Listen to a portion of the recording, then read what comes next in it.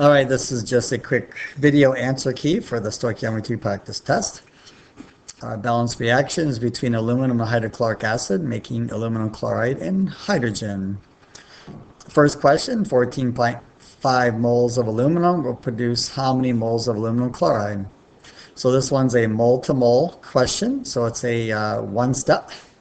So we're starting with aluminum and going to aluminum chloride. So I take my moles, 14.5 moles. There's a 2 in front of my aluminum chloride and a 2 in front of my aluminum.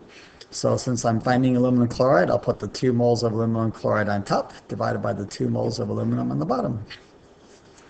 Next question, 56.4 grams of hydrogen are produced. How many grams of aluminum chloride will also be produced? This one's a gram to gram, so it's a 3-step stoichiometry. We're starting with the grams of hydrogen, multiplying it by 1 mole over its molar mass.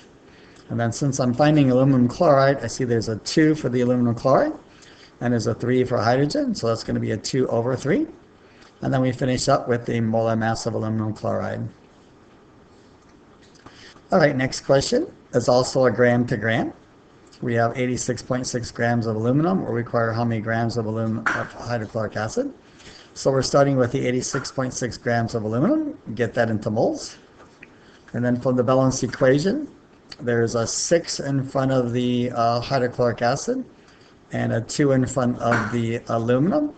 And then you multiply by the molar mass of hydrogen chloride again, or hydrochloric acid, to get your final result. So another 3-step reaction. Let's go back up and show that mole ratio. See, there's a 6 for the HCl and a 2 for the aluminum. 14.4 moles of hydrochloric acid or hydrogen chloride will react with how many grams of aluminum? Now this is a mole to gram question, so it's going to be a 2-step. We don't need the molar mass of HCl this time, so we're going directly from 14.4 moles of HCl to aluminum, and that's going to be 2 moles of aluminum for 6 moles of hydrochloric acid or hydrogen chloride, and then finishing up multiplying by the molar mass of aluminum, which is 27. Now if we go back here to see that 2 to 6 ratio again, there's a 2 in front of the aluminum, a 6 in front of the HCl. And our last question here from this side of the worksheet, we have 14.4 grams of aluminum chloride will be produced from how many moles of aluminum? So again, a 2-step, except now we have grams first, so we're going to start with 14.4 grams of aluminum chloride. There's an L missing there. Multiply that by 1 mole of aluminum chloride for 133 grams of aluminum chloride. And that's a 2 to 2 ratio, so 2 moles of aluminum for 2 moles of aluminum chloride.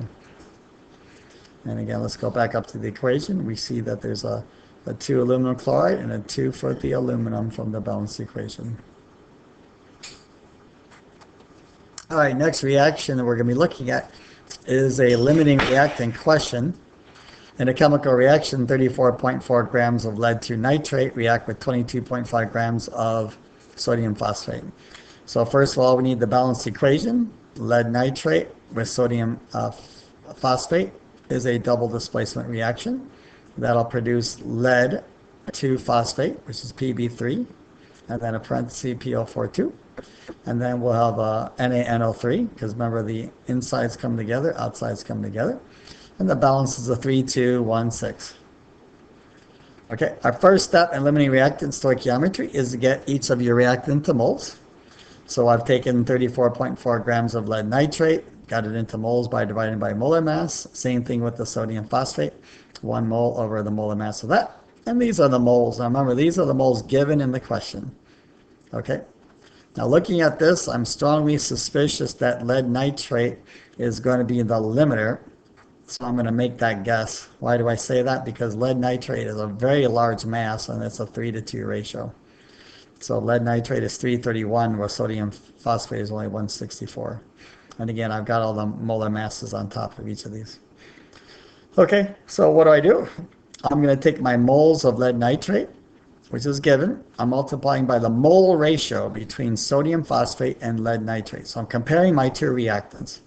So I times that by 2 over 3.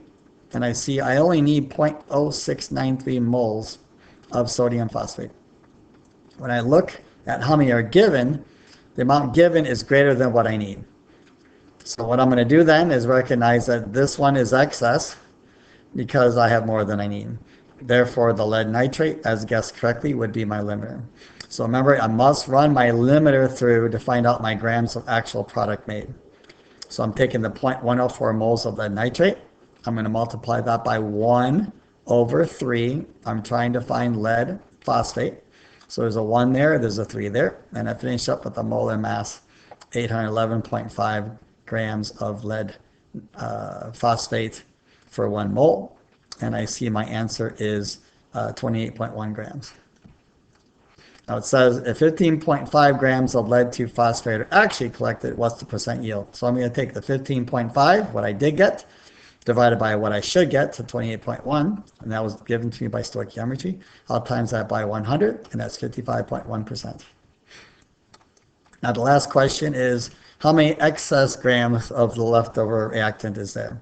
Well, I'm going to go back up to here. I see I was given 0.137 moles of sodium phosphate. Okay, I only need 0.0693, so these two here I'm going to subtract. 0.137 minus 0.063 gives you 0.0677 moles of sodium phosphate excess. And then we'll just simply take that moles of excess and multiply it by the grams, the molar mass of sodium phosphate per 1 mole, and I'll get 11.1 grams sodium phosphate excess. Okay, our final reaction is another limiter. This one's got moles and grams, okay? So 3.34 moles of oxygen is used to burn 66.5 grams of benzene, C6H6. So that's a combustion reaction. So I'm going to take my C6H6, I'll react it with oxygen, and then I will get 12 grams or 12 carbon dioxides and 6 waters from that. And again, I got my molar masses on top here. Okay, the question is, how many grams of carbon dioxide should be produced from this reaction? Okay, well, I'm going to make a guess to figure out who I think my limiter is. Well, I need 15 moles of oxygen for every 2 moles of benzene. I'm going to make a guess that oxygen is my limiter this time. So in this case, I already have moles of oxygen, so I don't need to convert that into moles. But I do have one that's a gram, so I'm taking my 66.5 grams of C6H6 times by 1 mole over the molar mass of that, and that gives me 0.853 moles of benzene. So then I'm just going to compare. I've got 3.3 moles of oxygen. I'm going to times that by 2 over 15. There's 2 moles of benzene for 15 moles. And I find out my guess is correct. I only need 0.445 moles of benzene. And I see one more time that this is larger than this. And again, when you're guessing the limiter, sometimes you guess wrong, but this one was pretty obvious based on my mole ratio. So then again, I must run my limiter to find out my grams of carbon dioxide. So I take 3.34 moles of oxygen, times it by 12 over 15, and then multiply that by the molar mass of carbon dioxide and get 118 grams of carbon dioxide. Now, of course, the question says if 95.6 grams of carbon dioxide are actually produced, determine the percent yield for the reaction. So I take 95.6 over the 118 times by 100, I get 81%. And last, how many grams of excess reactant are left over? One more time, I go back here, I need to subtract these two. This is what I've got, this is what I need. And once I take the difference between those two, it's 0.408 moles of excess benzene. And I'm just going to multiply that by the molar mass of benzene per 1 mole and get 31.8 grams of excess reactant.